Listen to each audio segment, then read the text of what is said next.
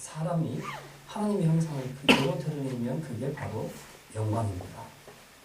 그런데 우리 인간은 범죄함으로써 하나님의 형상을 잃어버렸습니다. 그래서 하나님의 형상이 상당 부분 파괴됐습니다.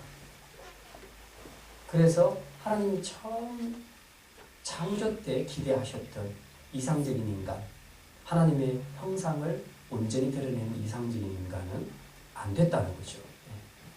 그것이 영광에 이르지 못했다는 것을 의미합니다. 우리가 무슨 막 하나님의 영광, 그 영광의 수준에 도달하는 거기에 이르지 못했다.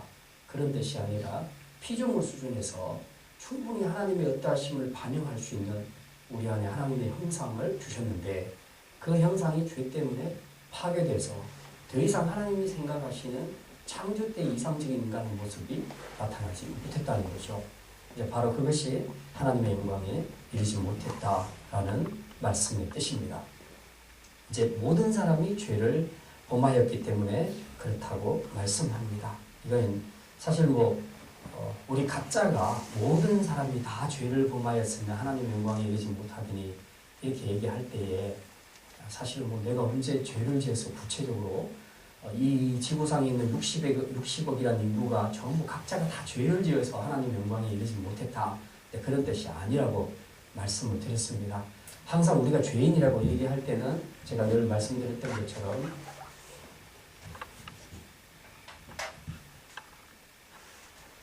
우리가 죄의 나무이기 때문에 나무 자체가 죄의 나무이기 때문에 죄의 열매를 맺는 것이다. 열매를 맺는 것이라고 말씀드렸습니다. 죄의 열매를 맺으니까 죄의 나무가 된 게 아니고 죄의 나무이기 때문에 죄의 열매를 맺게 됐다. 그래서 60억의 인구가 한 사람 한 사람이 다 죄를 지어서 하나님 영광에 이르지 못했다는 뜻이 아니고 이제 우리 안에 흘러내려오는 원죄라는 것이 있는데 그게 누구로부터 시작됐느냐? 우리 인류를 대표하는 아담으로부터 시작됐습니다. 그래서 아담 한 사람의 죄 때문에 머리가 죄를 지으니까 이제 모든 그 이후에 보통 생육법으로 출생하는 모든 인간들이 다 하나님 앞에서 그 영광에 이르지 못하게 됐다고 말씀합니다. 이거요? 그러면 내가 여기서 쓸 수가 없잖아.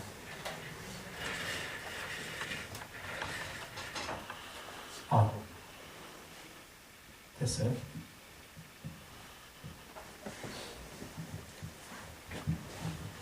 그래서 모든 사람이 죄를 지었다고 얘기했을 때는 각 사람이 아니라 우리 모든 인류의 머리로 있는 아담이 대표 원리로 죄를 지었기 때문에 그 이후에 보통 생육법으로 출생하는 모든 인간들은 다 이런 죄성을 가지고 태어나게 되었다. 그래서 그 이후로 태어나는 모든 인간들은 다 하나님의 영광에 이르지 못했다. 즉 하나님의 형상을 온전히 드러내는 창조 때의 이상적인 인간이 되지 못했다 하는 것을 이야기합니다. 그다음 24절에 보면 그리스도 예수 안에 있는 속량으로 말미암아 하나님의 은혜로 값없이 의롭다 하심을 얻은 자 되었느니라. 그리스도 예수 안에 있는 속량이라는 단어를 쓰고 있습니다. 이 속량이라는 단어 그 언어가 가지고 있는 의미가 뭐냐 하면 값을 지불한다는 뜻입니다. 그러니까 가령 노예 시장에서 내가 어떤 그 위기에 처한 노예를 내가 살려고 할 때는 돈을 지불하고 사오면 되죠. 그러면 그때부터 그 노예는 내 것이 되는 겁니다. 그 노예 입장에서는 악한 주인 밑에서 사악한 주인 밑에서 고생을 하다가 누군가가 자기를 사줘서 선한 주인이 자기를 데려간다면 그거보다 더 기쁜 일이 없겠죠. 그런데 그게 그냥 자기가 원한다고 되는 것이 아니라 또 그냥 무료로 되는 것이 아니라 누군가가 와서 값을 지불하고 자기를 사가야 되는 겁니다.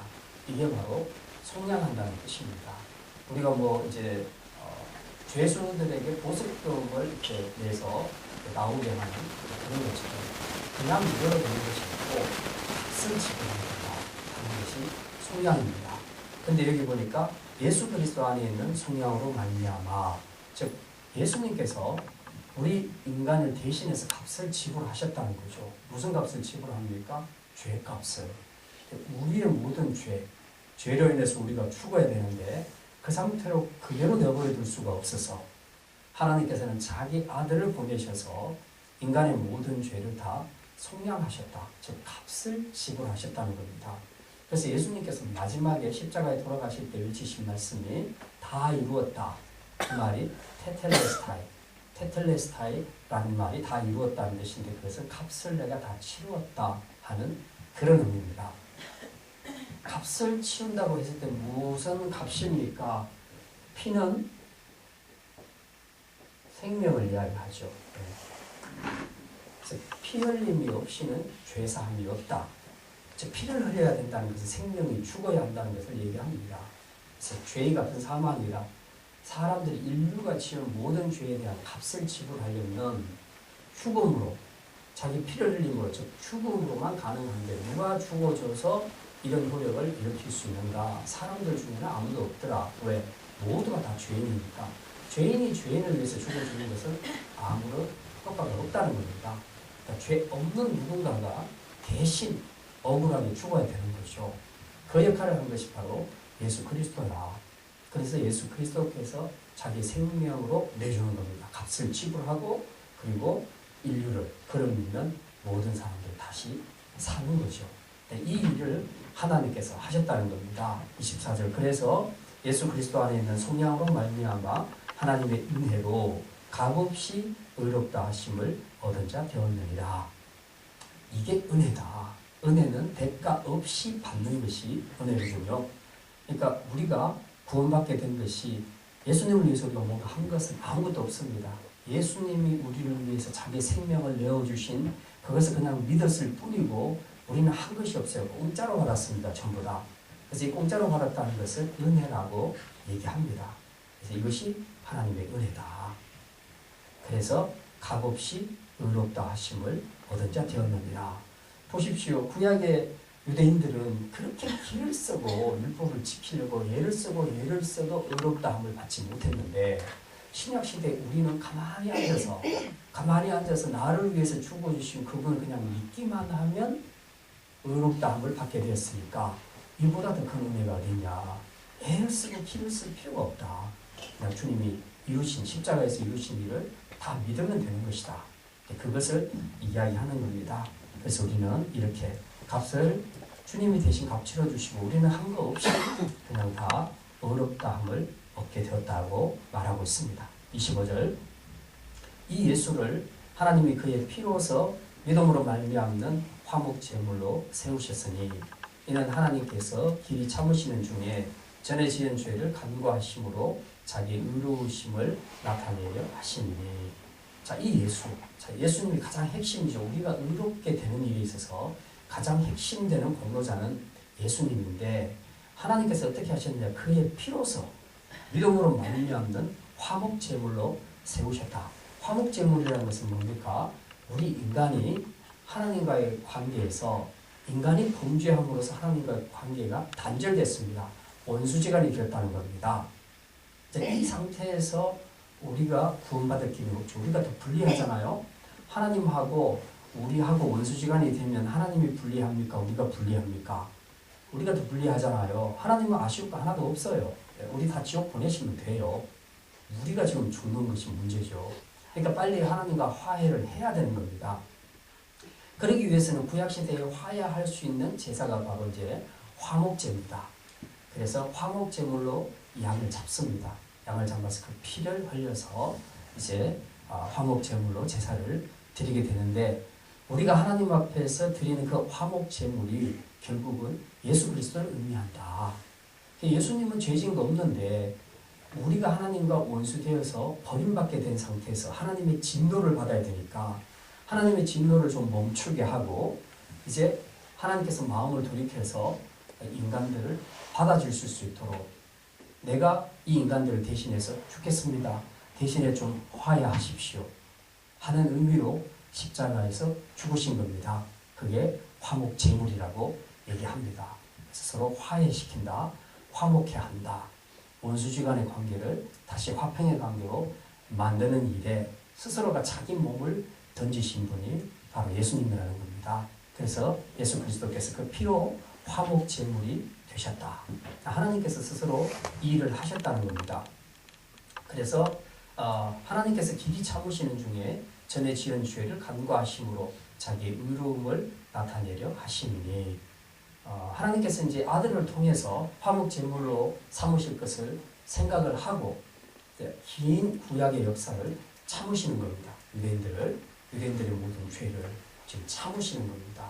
참고 드디어 예수 그리스도가 AD로 넘어와서 예수님이 오셨을 때 그 십자가 사건을 통해서 이제 그들의 죄가 용서함 받을 수 있도록 하나님께서 구체적으로 십자가 사건을 실현하시죠. 그때까지는 오랫동안 하나님께서 참으셨다.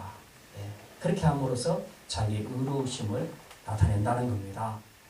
여기서 의로우심을 나타낸다는 것은 무슨 얘기냐 하면 결국은 인간이 지은 죄에 대해서 인간이 벌을 받아야 되는데, 그런데 하나님께서 화목제물로 자기 아들을 세웠기 때문에 어쨌든 그 아들을 통해서 죄의 대가를 지불하게 하신다는 겁니다. 자, 이제 그 뒤에 나오는 것과 같이 연결해서 제가 말씀드리면 26절 곧 이때에 자기의 의로움을 나타내사 자기도 의로우시며 또한 예수 믿는 자를 의롭다 하려 하시느니라.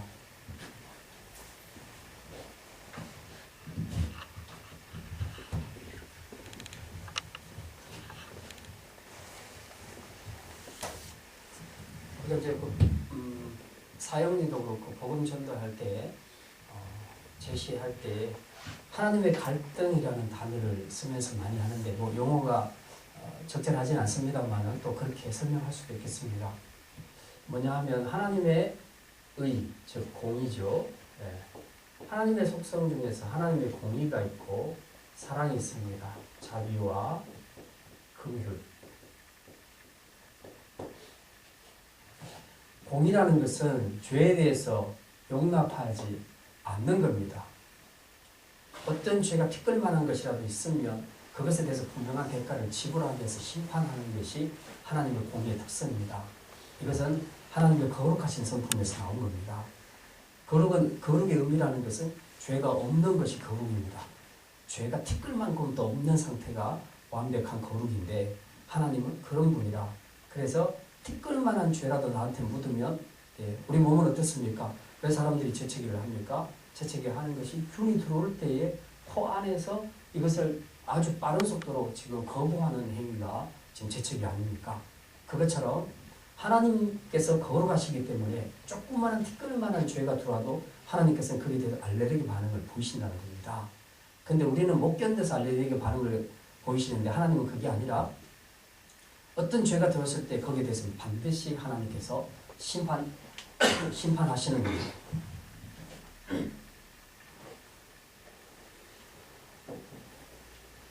그래서 죄는 절대로 그냥 넘어가지 않는다. 이것이 하나님의 공의입니다. 그러니까 우리 인간들이 지은 죄 때문에 우리 인간을 심판하실 때 하나님의 공의의 속성이 적용되는 거죠. 그냥 하나님의 공의로 봤을 때는 우리는 전부 지옥 가야 하는 것이 맞습니다. 죄의 값은 사망이니까 저와 여러분 다 죽어야 되는 것이 맞습니다. 자, 근데 하나님의 속성 가운데는 또 사랑이라는 것이 있습니다. 사랑. 사랑은 자비와 긍휼로 나타납니다. 그래서 좀 잘못해도 용서해 주는 거. 그게 다 사랑이고 자비고 긍휼인데 하나님 안에는 또 이 속성이 풍성합니다. 자, 그러니까 이제 인간적으로 봤을 때 이게 굉장히 갈등이 되는 거죠. 우리가 여러분이 자녀들을 키울 때 그런 고민 해본 적이 없습니까? 애가 무지 말을 안 들어요. 그래서 정말 들고 막 때리고 싶어. 그런데도 어떤 경우는 굉장히 많이 참아주고 그리고 용서해주지 않습니까? 그죠? 근데 어떤 경우는 또 매를 들고 때리지 않습니까?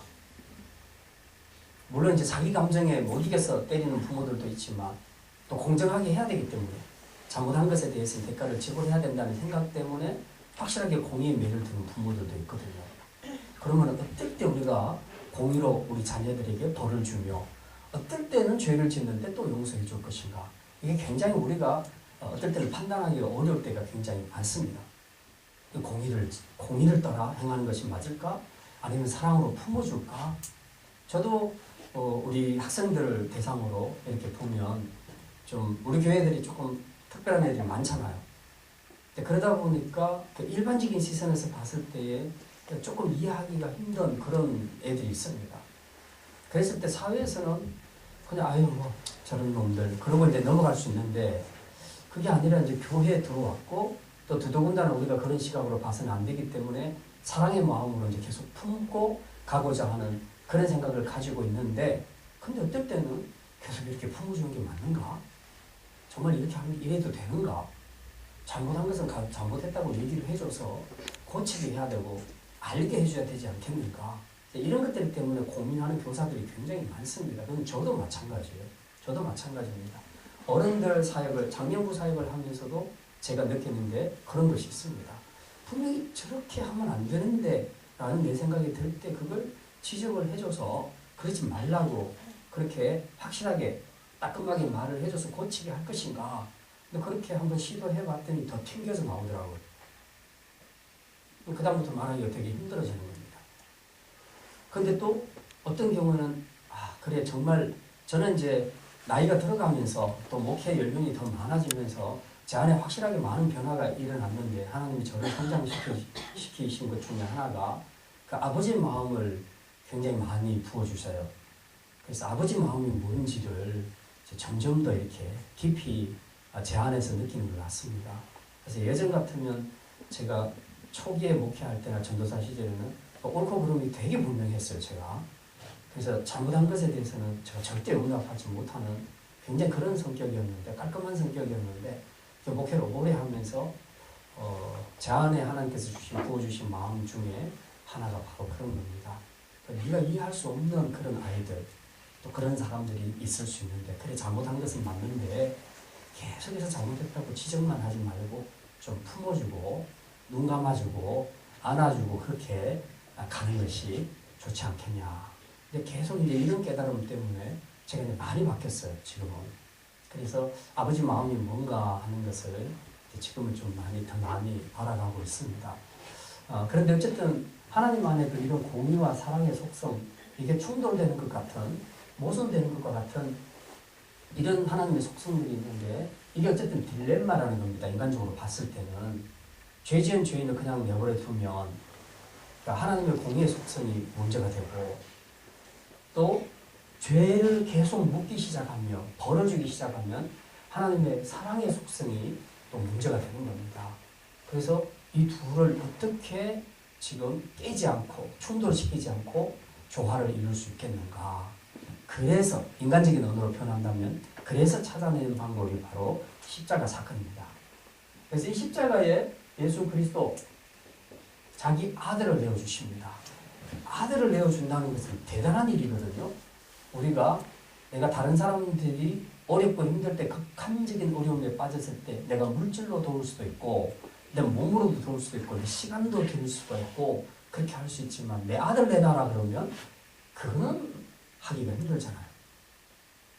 그 사람을 돕기 위해서는 내 아들을 내줘야 되는데 생명을 내줘야 되는데 그건 내놔라 했을 때 내놓을 수 있는 사람이 과연 누가 있겠냐 하는 거죠. 그건 못한다는 얘기입니다. 그런데 하나님은 하셨다는 거예요. 그것도 죄 없는 자기 아들을. 그것도 삼위일체의 영광을 누리는 그 영광의 보호자에서 낮고 천한 인간의 그 세계까지 내려가도록 죄 있는 육신을 입혀서 내려가도록 하시기까지 또 십자가에서 대신 피 흘려 죽게 하시는 이 희생의 죽음을 받도록 거기까지 하나님께서 사랑을 베푸셨다는 거예요. 근데 왜 이렇게밖에 할 수밖에 없었느냐? 하나님의 공의를 이루기 위해서입니다. 그냥 넘어갈 수는 없으니까. 인간의 죄를 그냥 넘어갈 수는 없으니까 대가는 지불을 받아야 된다. 그건 하나님의 공의가 만족하지 못합니다. 그래서 하나님의 공의를 채우기 위해서는 죄에 대해서는 분명히 대가를 지불해야 돼요. 근데 지불을 하려고 보니까 인간 중에서는 대가 지불하면 다 지옥 가거든요. 그러니까 결국은 하나님이 사랑하시는 아들을 내주는 방법밖에 없었습니다. 그래서 이 아들을 내어주신 것은 사랑의 속성을 만족시켰고 그리고 십자가에 그 아들을 죽게 하신 것 기어이 죽이셨습니다. 죽이신 것은 바로 하나님의 공의의 속성을 만족시킨 겁니다. 그래서 십자가는 하나님의 공의와 하나님의 사랑의 속성이 만나는 곳. 그래서 두 가지를 확실하게 충돌 없이 충족시킨 사건이 바로 십자가 사건이다. 하는 것을 보여주고 있습니다. 그래서 25절의 끝에 보면 자기의 의로우심을 이걸로 나타내셨다. 십자가 사건으로 자기 아들을 그 화목 제물로 세우는 이 십자가 사건을 통해서 하나님은 자기의 의로우심을 나타내셨고, 이것을 통해서 자기도 의롭다는 것을 보여주시고 예수 믿는 자를 또한 의롭다 하려 하십니다. 원래 죄로 인해서 죽어야 될 그 사람들인데 이제 하나님이 이루신 이 일을 믿기만 하면 너희들을 내 의롭다 하겠다라고 하나님께서 말씀하시는 겁니다. 그래서 이 십자가 사건 하나로 하나님도 의롭다 함이 나타나고 입증되고, 그리고 우리 인간도 의롭다고 칭함을 받게 되는 축복의 기회를 받게 해주신 것이 바로 십자가 사건이다 하는 것을 말하고 있습니다.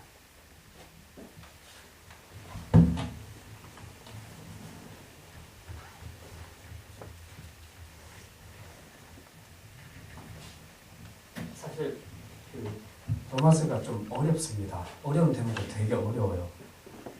그래서 설명하기가 되게 힘든 부분들도 굉장히 많이 있는데, 그래서 오늘 같은 이런 부분들은 많이 진도가 나갈 수가 없습니다. 그래서 몇 절만 제가 봤습니다. 자, 이제 우리가 저는 로마서를 읽으면서 옛날에도 그랬지만 너무 어려워서 제 주 특기가 신학교 때 교수님들한테 배울 때도 그랬는데 조지신학이 너무너무 어려웠어요. 막 이 철학에다가 신학에다가 막 가미해서 엄청난 깊이로 들어가니까 너무너무 어려웠는데 시험 때 되면 다 신학생들이 고민을 해요. 선배들이 막 겁을 줘요. 그래서 뭐 지난번에는 뭐 과락이 60% 나왔다, 70% 나왔다, 막 겁을 주면요 더 짠뜩 겁먹어가지고 신입생들은 또 더 그러죠. 네. 근데 공부를 해보니까 진짜 너무 어려운 거예요. 초시험을 어떻게 칠까? 다 그렇게 고민을 하더라고요. 근데 이제 저는 어릴 때부터 하나님께서 주신 그 달란트 중에 하나가 어려운 것을 좀 쉽게 하도록 하는 좀 그런 것이 좀 있는 것 같더라고요. 그래서 이제 공부를 하면 이제 제 나름대로 연구를 많이 해요. 어떻게 하면 좀 쉽게 설명을 할 수 있을까? 우리가 사죄라는 것이 있고요.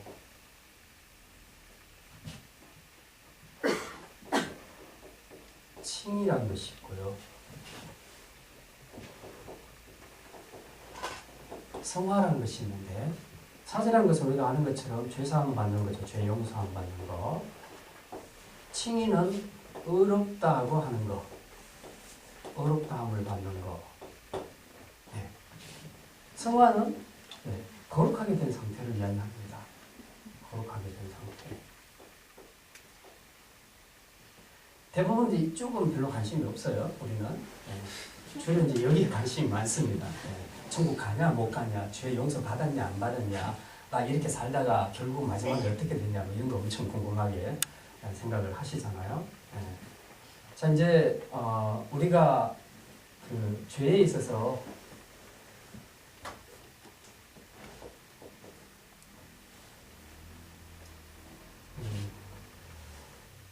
이 벌을 받느냐 하는 부분에 있어서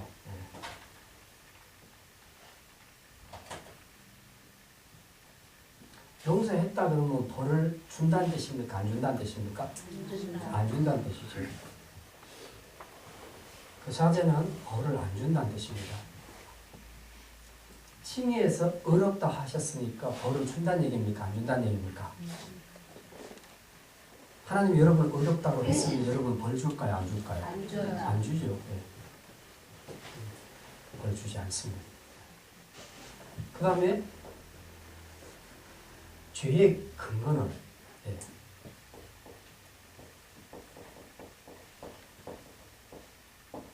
자, 어떤 사람이 죄를 지었습니다. 어떤 사람이 도둑질을 했습니다. 내 물건을 훔쳐갔어요. 그리고 내가 한 2천만 원 정도 그 사람에게 사기를 당해서 그 사람이 내 거 써버렸습니다. 홀랑 다 써버리고 더 이상 갚지도 못해요.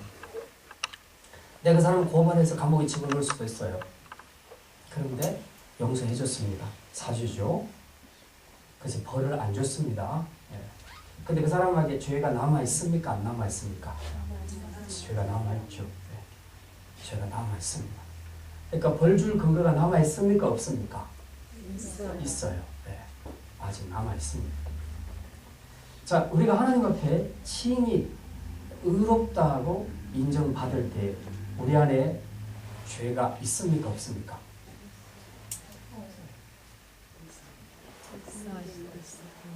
죄가 있어요? 없어요? 있어요? 자, 죄가 있다고 합시다. 그러면 자, 벌 주는 근거가 그러면 남아 있죠.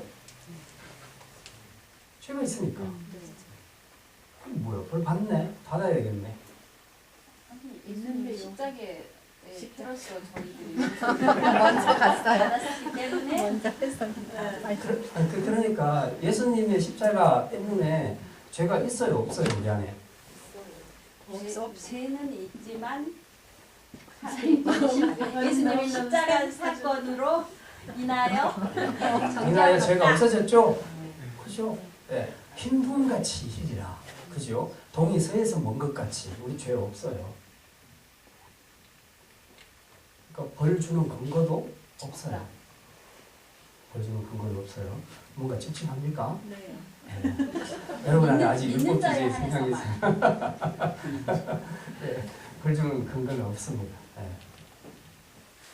자, 그런데 우리가 칭의에서 중요한 것은 우리 안에 이런 벌받는 근거는 없어졌어요. 자, 이게 이제 무슨 말이냐 하면 원래 우리는 죄인이 맞아요. 네, 죄인이 맞습니다. 지금도 여전히 죄인입니다. 근데 하나님께서는 우리를 의롭다고 칭하셨다는 것은 법정적인 용어예요. 그래서 여러분 전부가 지금 이 자리에 앉아 있지만 재판정이라고 생각했을 때 여러분 전부 피고석에 앉아 있는 거예요. 죄인으로. 피고석에 앉아서 지금 내가 판사로서 마지막 한번 땅 때리면 끝나는 거예요. 그래서 전부 지옥, 그러면 전부 지옥 가야 되는 거예요. 그런데 이 재판정에서 무죄라고 이렇게 때리면 여러분이 피고석에서 다 이제 죄로부터 자유함을 얻게 되는 겁니다. 근데 그 정도가 아니고 이 재판장이 정신이 나갔는지 당신들은 의인들이야 라고 땅땅땅 때렸단 말입니다. 죄인이 아니다 이 정도가 아니고 의인이야 하고 땅땅땅 때렸단 말입니다. 네. 선언을 했다는 거죠. 네. 의인이라 선언을 했다는 거죠. 그 의인이라고 선언하는 순간에 여러분은 죄인이 아닌 겁니다. 나 죄적인데. 아, 그래도 의인이라니까? 판사가 의인이라는데 무슨 말이 많해. 하나님이 의인이라는데 무슨 말이 많해. 아니요, 저는 뭐 가는 데도 죽고 뭐도 죽고. 아, 글쎄, 너 의인이라니까? 너 의인이라니까? 왜 못 믿어? 의인이야, 너. 알았습니다. 근데 그거가 뭐죠? 예수님 때문이야. 예수님 때문에 너는 의인이야. 그래서 근거를 다 없애버렸습니다. 근거를 다 없애버렸어요. 정죄할 수 있는 근거를 없애버렸습니다. 여기서 구원의 확신이라는 단어가 나오는 겁니다. 나는 어떤 죄를 지어도 나중에 천국 갈 수 있다 하는 확신이 여기서 나오는 거예요. 여기서. 왜? 하나님께서 법정적인 용어로 때려버렸습니다. 너희들은 의인이야. 근거는 예수 그리스도를 믿기 때문에. 예수님에게 있는 그 의의 옷을 너희가 믿음으로 받아 입었기 때문에 그 옷만 본다는 거죠. 너희의 행위를 보는 것이 아니라 너희의 옷만 본다. 예수 그리스도의 옷을 입었냐, 믿음으로 그 옷을 입었느냐, 그것만 본다는 겁니다. 그것만 보고 선언만 하는 거죠. 의롭다고 선언을 하는 겁니다. 그런데 우리 안에 정죄하는 죄의 근거는 다 없어졌는데 문제는 뭐가 남아있냐 하면 죄의 뿌리는 남아있다. 죄의 뿌리는 남아있다. 그래서 싹 다 잘라냈는데 밑에서 또 새싹이 돋아 올라오는 거죠. 싹 다 자르니까 또 올라오는 거죠. 계속해서. 그래서 우리 성도들은 구원받아도 의롭다 칭함을 받아도 죄를 지을 가능성은 계속해서 있는 겁니다. 여기서 우리가 죄와 싸워야 되는 이유가 여기서 발생하는 겁니다. 그러니까 하나님이 벌 줄 근거는 없어졌어요. 누구 때문에? 예수님 때문에.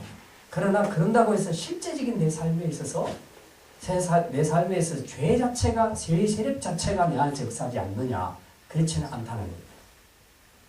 죄의 뿌리가 있기 때문입니다. 성화는 뭐냐 하면, 성화는 말하자면 우리 인간이 실제로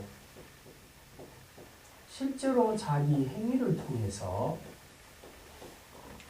행위로 의롭게 도덕적인 선을 행하고 사는 것을 말합니다.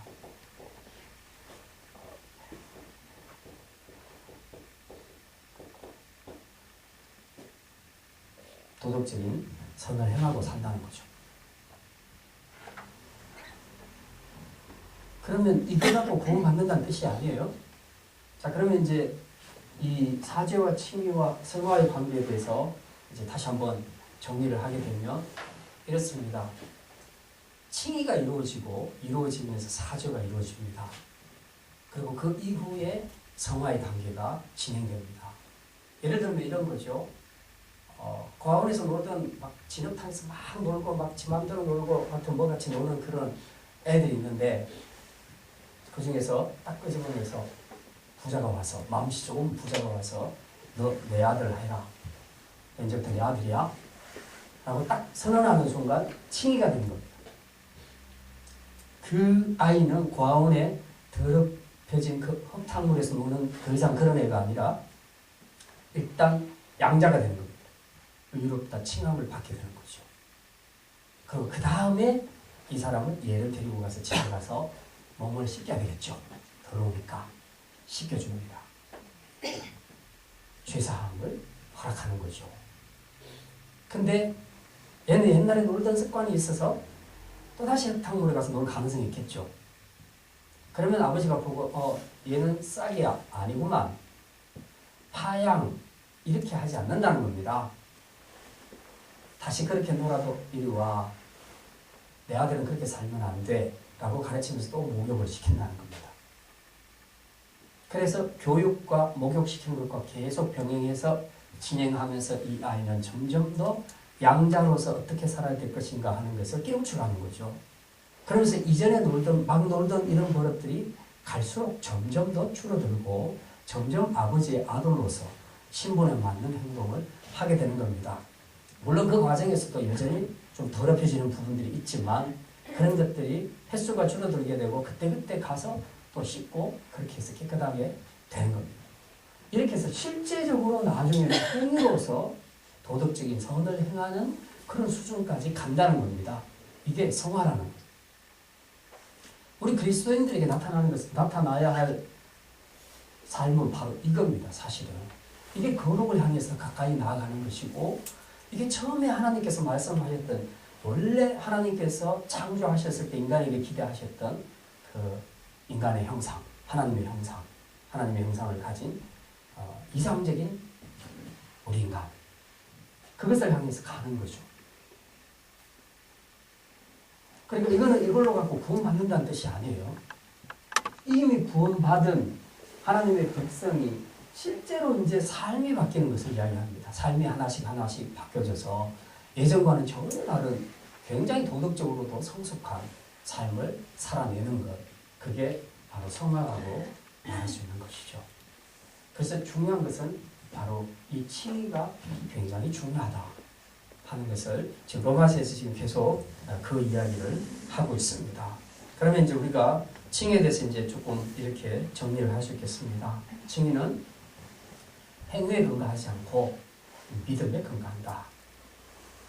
이 아들이 할 수 있는 일은 혹은 해야 할 일은 뭐냐면 나는 너 내 아들이야 라고 그렇게 말하는데 누가 아니에요 나는 우리 집 고아원이 우리 집이에요 하고 계속 그렇게 갈라 그러면 안 된다는 거죠. 처음에는 그런 것이 좀 어색해도 확실하게 아버지가 사랑을 주고 또 그렇게 자기를 키워주니까 이제부터는 그 아버지에 대한 감사함 그리고 그런 인식을 갖고 살아야 된다는 거죠. 나는 아버지의 아들이다. 나는 더 이상 고아원에 흙탕물 튀기면서 더럽게 나쁜 짓 하면서 노는 그런 애가 아니야. 라는 것을 계속 새기는 겁니다. 그러면서 아버지 아들에게 맞는 그런 삶을 살게 되는 거죠. 그 믿음이 중요하다. 이제부터는 그 아버지를 자기 아버지라고 부를 수 있는 용기 그리고 믿음 이것이 필요하다는 겁니다. 그 다음에는 이것이 참 감사하게도 모든 만민에게 차별 없이 적용됐다는 거죠. 누구에게는 하나님께서 자녀가 되는 그런 축복을 주시고 또 어떤 민족에게는 안 주시고 그렇게 했다면 이건 참 불공평하지 않습니까? 그런데 감사하게도 하나님은 민족, 인종 이런 차별 전혀 없이 하나님께서 어렵다 하시는 것을 허락해 주십니다. 그 다음에 값없이 은혜로 주신다는 겁니다. 값없이 은혜로. 우리는 어렵다고 여김을 받는 이 모든 것이 단 한 번도 내가 뭔가를 해서 하나님 앞에 된 것은 없습니다. 전부 값없이 하나님이 그냥 다 선물로 주신 것입니다. 그래서 우리는 의인으로 살 때 하나님 앞에 감사해야 되는 것이죠. 그 다음에 그 근거는 우리가 칭이 즉 어렵게 되는 근거는 누구 때문이라고요? 예수님 때문이다. 네. 화목제물 되신다. 이제 아까 화목제물을 제가 그렇게 설명드렸는데 또 그 용어에 또 한 가지 뜻이 하나 있어요. 그게 뭐냐 하면 그 성전에 가면 성소와 지성소가 있는데 그 지성소 안에 들어가 보면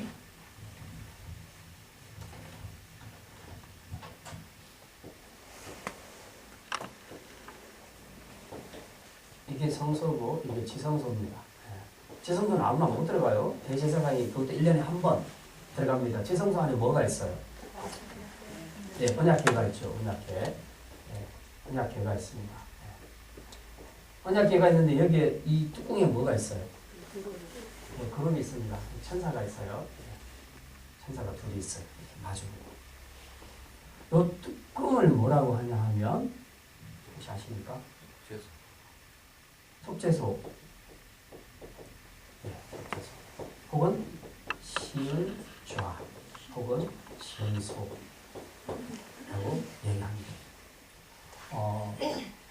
대제사장이 1년에 한 번 여기 들어갈 때 지성소는 하나님이 계신 곳이거든요. 이 전체가 하나님 계시지만 특별히 여기 커튼을 쳐놓고 이 안에 하나님께서 계세요. 언약궤에. 여기 계시는데 이 그룹 둘이가 지키고 있어요. 자, 그런데 여기 들어갈 때에 그냥 못 들어가요. 그래서 짐승의 피를 가지고 들어가서 여기서 뿌리는 겁니다. 이렇게 뿌리는 겁니다. 그 피 뿌림을 통해서 우리 인간들이 하나님 앞에 은혜로 죄 용서함을 받는다. 그래서 은혜를 베푸는 곳이다. 시은좌. 죄를 속하는 곳이다. 속죄소.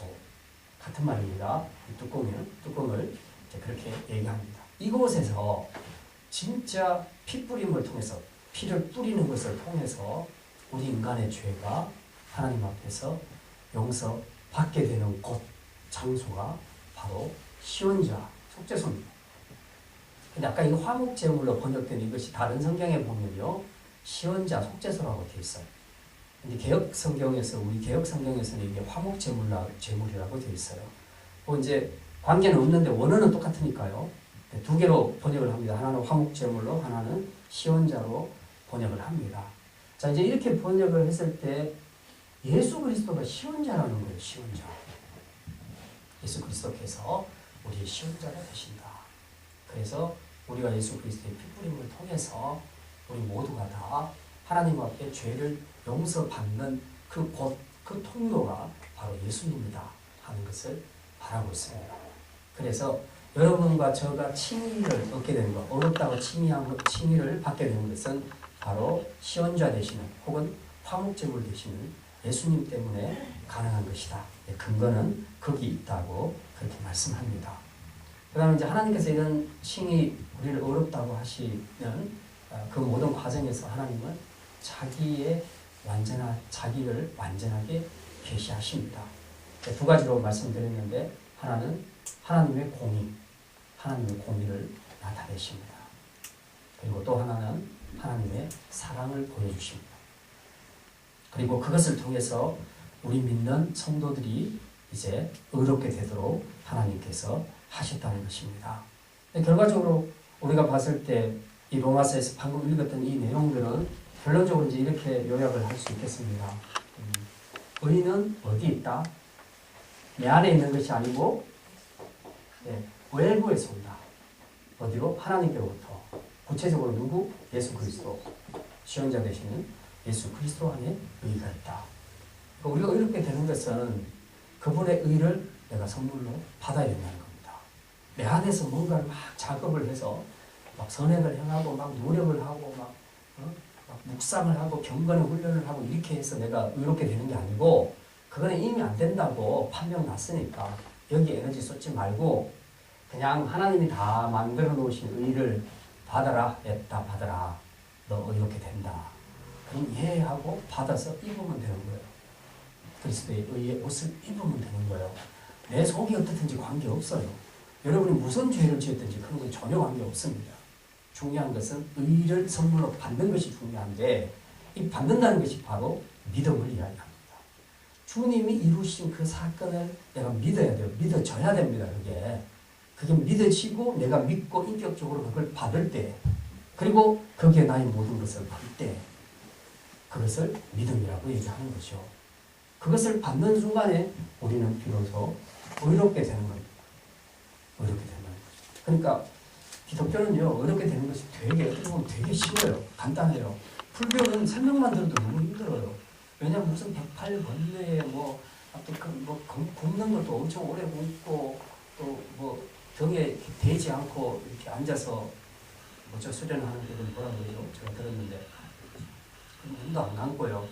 잠도 안 자고, 그냥 한 열흘 이상 잠도 안 자고 계속 앉아서 그렇게 해야 되는데, 그렇게 하겠습니까, 여러분? 저는 그것 때문에도 불교 못 믿을 것 같아요. 금식만 해도 얼마나 힘들어요, 사실은. 그죠? 금식만 해도 힘든데 무슨 앉아서 그렇게 십몇칠 동안 그냥 등에 기대지도 안 하고 그냥 꼿꼿이 앉아서 참선을 행하고 그렇게 한다는 것이 얼마나 힘듭니까? 그만큼 우리 인간은 그런 것을 통해서도 좀 정화되고 싶은 그런 본능들이 있는 거예요. 착하게 살고 싶은 사람들은.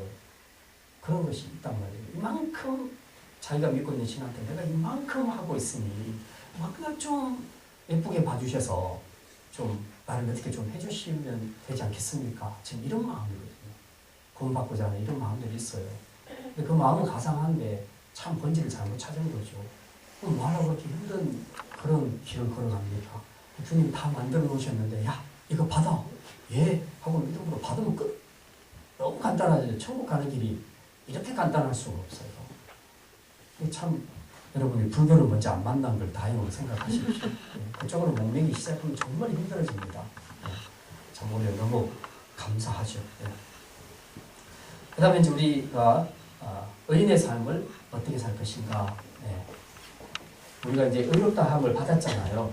받았으니까 우리가 이제 앞으로 의롭게 어떻게 살 것인가. 이제 두 가지 제가 말씀드립니다. 하나는 우리 안에서 형벌의 근거는 없어졌다고 했습니다. 누구 때문에? 예수님 때문에. 예수님 때문에 형벌의 근거가 없어졌습니다. 여기서 구원의 확신이 나온다고 했습니다. 이 구원의 확신은 제가 가끔씩은 이렇게 말했다가 가끔씩은 저렇게 말하기도 하는데 제가 이 말했다 저 말했다 그렇게 했다고 그렇게 하시면 안 돼요.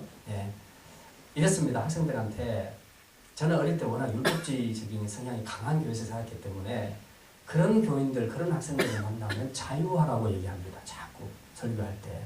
매이지 마라, 좀 자유하라.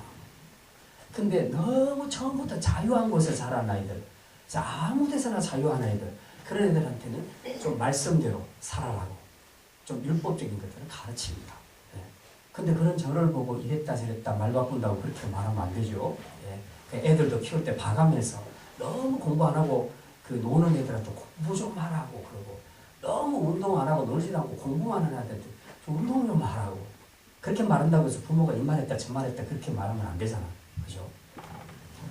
구원의 확신은 굉장히 좋은 거잖아요. 이미 우리가 우리의 어떠함과 관계없이 예수 그리스도 때문에 우리가 의롭다 칭함을 받았다면 이거는 계속 유효해야 되는 거죠. 그렇지 않습니까? 재판장이 한번 너는 의인이야 그래놓고 나중에 봐서 너 안 되겠네 넌 다시 번복 그렇게 하면 불안해서 어떻게 살겠어요? 그렇잖아요. 여러분이 예를 들어서 정말 마음에 원치 않지만 어떤 큰 죄를 지었다고 합시다. 그러면 벌써 본인이 알잖아. 양심에 걸리고 하나님 앞에 부끄럽고 사람 앞에서도 부끄럽고 잠도 못 자겠고 막 마음에 가슴이 두근두근거리고 막 힘들고 막 그러잖아. 그런데 하나님께서 그거 봐. 너는 지옥이야. 그리고 다시 번복. 이러면 어떻게 우리가 믿음의 생활을 하겠냐고. 그렇잖아요. 여러분이 그런 죄를 지어도 물론 하나님은 마음에 어떤 그런 찔림을 통해서 역사를 하십니다. 그냥 내버려 두지는 않아요.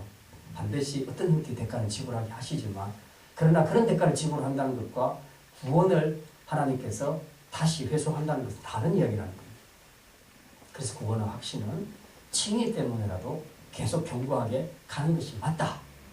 이게 너무 강하게 나타난 것이 장로교라는 겁니다. 너무 이게 강해가지고 별짓별짓 다 하면서 나는 천국 간대.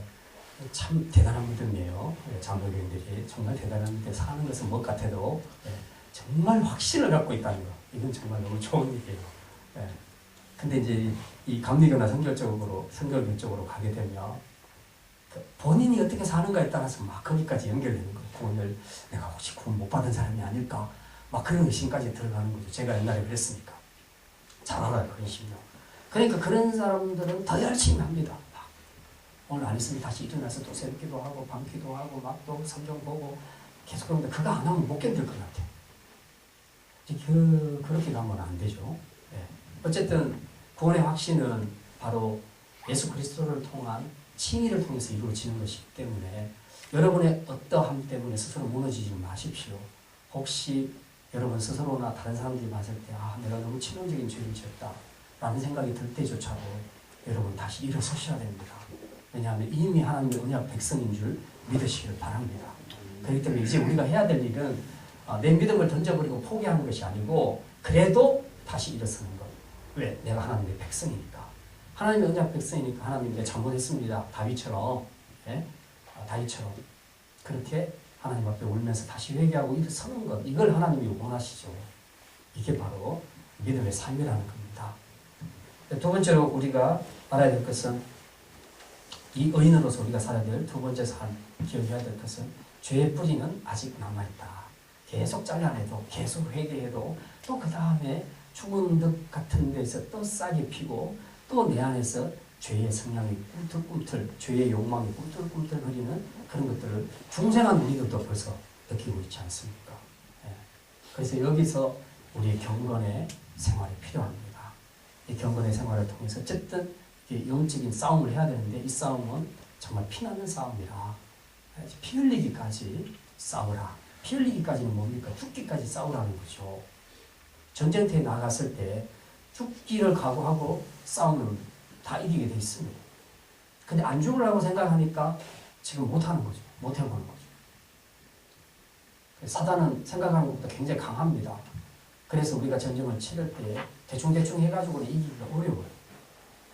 우리가 지금까지 신앙생활을 하고 살아오면서 다 그런 거 느끼지 않습니까? 이길 때와 질 때가 어느 때가 더 많았던가요?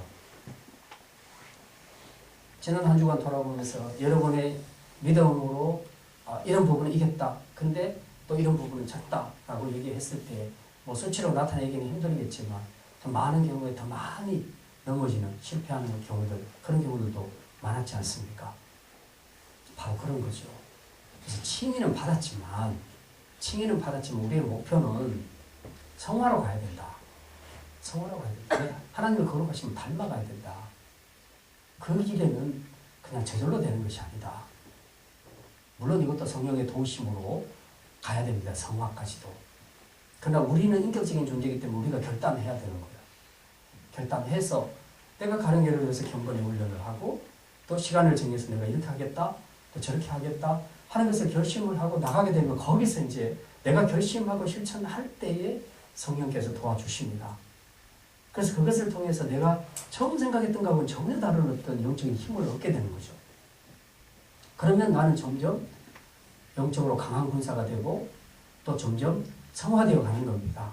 그러면 사단과의 싸움에서 이길 가능성이 점점 더 높아지게 되고 횟수도 점점 더 많아지게 되는 거죠. 근데 내가 칭의받았다라는 생각에만 잠겨가지고 그냥 아무것도 안 하고 그냥 가만히 있으면 그냥 떨어지는 거예요. 사단이 공격에 들어오면 어쨌든 편한 것 찾고 좋은 것 찾고 즐기는 것 찾고 그렇게 자꾸 가다가 보면 결국은 영적인 싸움에서 자꾸 치게 됩니다. 근데 이제 내가 의의 옷을 입었다니 이것만 갖고 자꾸 이야기를 하니까 다른 사람들이 봤을 때 갸우뚱하는 거죠. 저 사람은 구원의 확신은 확실한데 어떻게 사는 것은 저 모양이니까 이제 그런 퀘스천 마크가 자꾸 붙는 거 아닙니까? 근데 교리라 할지라도 그거는 확실한 겁니다. 그런데 그것이 내 안에 실제가 되려면은 확실하게 내가 죽었다는 사실을 확실하게 주님 앞에 고백을 하고 그걸 믿고 선포하고 나가야 되는 거죠. 이미 죽었는데 사는 것처럼 움직이는 이런 모습들 때문에 우리가 사단에게 속고 또 전쟁에서 패하는 경우들이 얼마나 많습니까? 이제 그런 부분에서 우리가 오늘 주신 말씀을 좀 그렇게 단지 내가 의롭게 됐다는 것으로 그냥 만족하지 마시고 이제 의인이 됐으니 어떻게 살 것인가? 나의 어떠한 것과 관계없이 나는 넘어져도 다시 일어나야 한다. 나는 구원받은 백성이 확실하니까 포기하지 말고 좌절하지 말고 다시 일어서자. 첫 번째는 그거. 두 번째는 내가 구원받았다고 끝난 것이 아니고 주님 오시는 그날까지 영적 전쟁은 계속된다. 그러니 내 안에 남아있는 죄의 뿌리들, 이 죄의 어떤 역사들을 확실하게 내가 제거하기 위해서 경건의 생활에 더 힘써야 되겠다라는 인격적인 결단, 그런 실천이 필요하다는 것입니다.